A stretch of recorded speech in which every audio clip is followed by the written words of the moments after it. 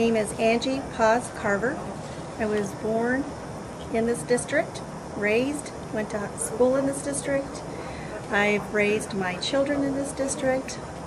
I have my business in this district. This is my district. I've been here all this time. This is my district. I'm Navy veteran, and I served during the Vietnam conflict. Although not in Vietnam, I was stateside during that time. My family, jumping around, my family was raised here as well. I come from a family of 12 children. My parents, George and Angela Paz, are known in this community. And all my siblings had gone to school, college. My parents never provided for that. They didn't have the money for 12 children to do that, so we each had to develop our own way to get our education, but it was a value that was passed on. I am a nurse practitioner. I've had my own business for 17 years. And I am ready to serve the constituents of this district. Thank you very much. I'm 34 years in Las Cruces since I was 14. I went to Mayfield High School. I have degrees from New Mexico State and Harvard University. I've been a Doña Ana County Commissioner from 2005 to 2009. I'm currently a small businessman. I work with a company called Rojo Inc., and we sell shirts and hats and bags and feed starving kids in Africa and Haiti. I've been doing that for 2 years.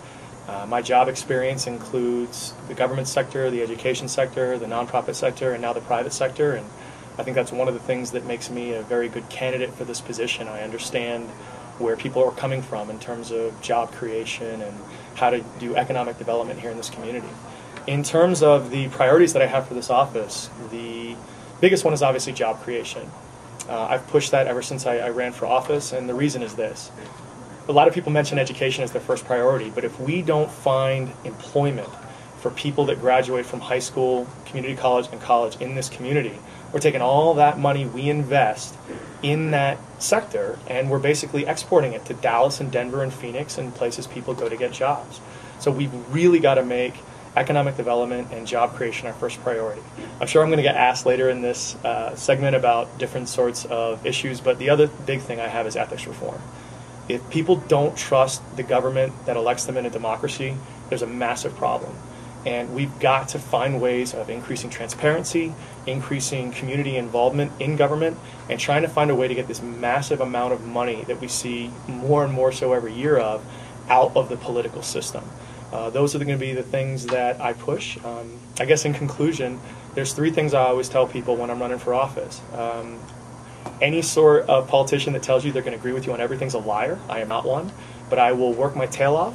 I will always tell you the truth, and I will listen wholeheartedly and forthrightly to everyone who has an issue. Thank you for your time.